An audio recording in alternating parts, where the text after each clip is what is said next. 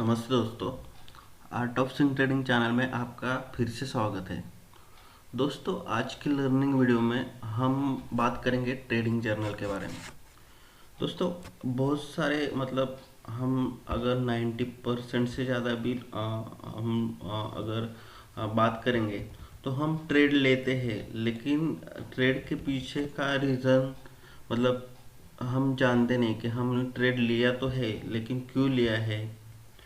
हमको एग्जिट कब करना चाहिए, हमारा टारगेट क्या रहेगा, स्टॉप लॉस क्या रहेगा, इस ट्रेड में हमारा रिस्क क्या रहेगा, वो सोचे बिना हम वो ट्रेड लेते हैं। लेकिन होता क्या है कि मार्केट वॉलेटिलिटी या मार्केट में अनसर्टनिटी की वजह से हम बहुत सारे अच्छे ट्रेड को भी एग्जिट कर देते हैं दोस्तों।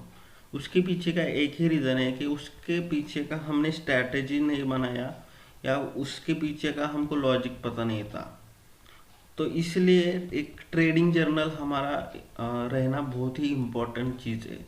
अभी आप दोस्तों बोलेंगे कि अभी तो ब्रोकर हमको अगर स्टेटमेंट डाउनलोड करेंगे तो सब डिटेल मिलेगा।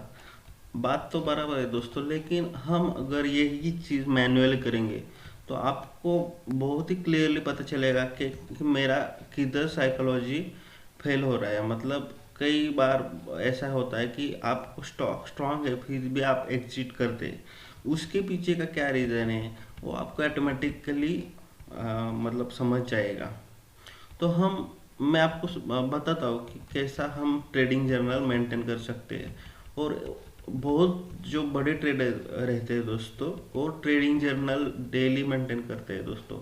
तो उससे हमको बहुत सारे हमारे वीक पॉइंट पता चलते हैं दोस्तों।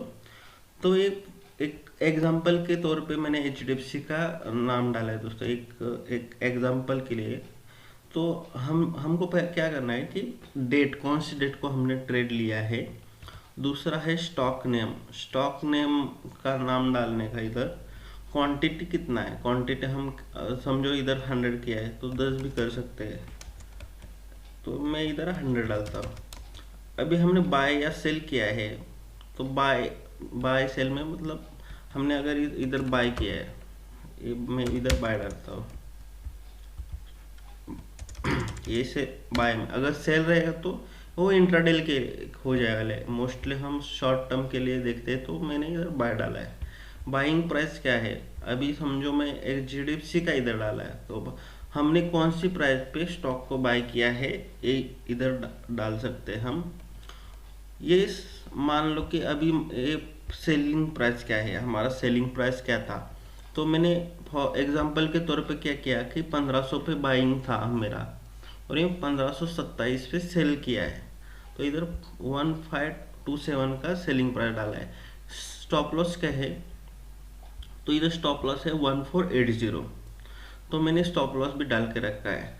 अभी मैंने इधर डेज हेल्ड कितने डेज हमने स्टॉक को होल्ड किया, तो इधर 2 आएगा। तो प्रॉफिट लॉस में मुझे इस ट्रेड में प्रॉफिट लॉस कितना हुआ, तो मुझे प्रॉफिट हुआ 20.7 का। ये बाइंग का 1500 का प्राइस था, मैंने सेल किया 1527 में, तो मुझे 27 पॉइंट का प्रॉफिट हुआ। मुझे टोटल प्रॉफिट कितना हुआ, टोटल प्रॉफिट अगर हम कैलकुलेट करेंगे तो क्वांटिटी था 100, पॉइंट था मुझे 27, तो 2700 रुपये का मुझे प्रॉफिट हुआ। मैंने इधर फॉर्मूला दिया दोस्तों, तो फॉर्मूला दिया तो भी चलेगा, फॉर्मूले से भी हमको आएगा। अब उसके बाद प्रॉफिट लॉस में परसेंटेज कितना है, तो परसेंटेज में हमको क्या करना पड़ेगा कि जो हमारा बाइंग प्राइस था और क्वांटिटी, इसको हमको कैलकुलेट करना है, जो हम इन्वेस्टमेंट अमाउंट है। उसके बाद 2700 का प्रॉफिट है, इधर 2700 डिवाइडेड बाय जो इन्वेस्टमेंट अमाउंट है, इन्वेस्टमेंट अमाउंट इसमें 1.5 लाख का है, divide by investment amount into 100 अगर करेंगे तो आपको ये परसेंटेज 1.80% का प्रॉफिट हुआ है इन्वेस्टमेंट अमाउंट के अगेंस्ट। तो ये इन्वेस्टमेंट का परसेंटेज है, प्रॉफिट लॉस का परसेंटेज है। तो हमको ये भी बहुत ही अच्छा हमको समझ में आएगा कि कितना प्रॉफिट लॉस है। उसके बाद क्या है, रीज़न फॉर ट्रेड। आपने ट्रेड लेने से पहले लेने के बाद इधर डालना है कि ब्रेकआउट, समझो मैंने ब्रेकआउट के ऊपर स्टे डाला है, ब्रेकआउट स्टॉक में ब्रेकआउट हुआ इसलिए मैंने ट्रेड लिया है, तो इधर रीजन डालना है कि क्यों लिया। अभी बाद में जो कॉलम आता है कंक्लूजन आता है। कंक्लूजन में हम डाल सकते हैं कि समझो इसका जो मेरा टारगेट था, इसका टारगेट था 1550, मैंने एग्जिट किया 1527 में, तो कंक्लूजन में क्या डालोगे इधर कि एग्जिट अर्ली, मैंने अर्ली एग्जिट किया। तो इस इधर आपको क्या पता चलेगा दोस्तों कि नेक्स्ट टाइम मुझे टारगेट के लिए रुकना है, अर्ली एग्जिट करना नहीं है। तो उससे आपको क्या बढ़ेगा, प्रॉफिट भी बढ़ेगा, प्रॉफिट परसेंटेज भी बढ़ेगा। तो दोस्तों इसका अगर डेली हम करते जाएंगे तो लॉन्ग टर्म में इसका बहुत ही प्रॉफिट फायदा होने वाला है। उसका मैं रीज़न बताता हूँ। होगा क्या कि दोस्तों डे टू डे अगर आप मेंटेन करेंगे तो आपको खुद ही पता चलेगा कि मैं गलत ट्रेड ले रहा हूँ या लॉस ज़्यादा ले रहा हूँ या प्रॉफिट को रुक नहीं रहा हूँ। उससे क्या होगा, ऑटोमेटिकली आपको आपका वीक पॉइंट्स पता चलेगा और उससे आपका ट्रेडिंग जो साइकोलॉजी है या ट्रेडिंग का जो स्टाइल है वो एकदम मतलब प्रोफेशनल ट्रेडर की तरह हो जाएगा दोस्तों। तो ये बहुत ही काम की चीज़ आप बोल सकते हैं जो हमको डेफिनेटली करनी चाहिए। मैं तो बोलूँगा दोस्तों कि है हमको हर एक को मेंटेन करना चाहिए, उसका हमको डेफिनेटली फ़ायदा ही होगा।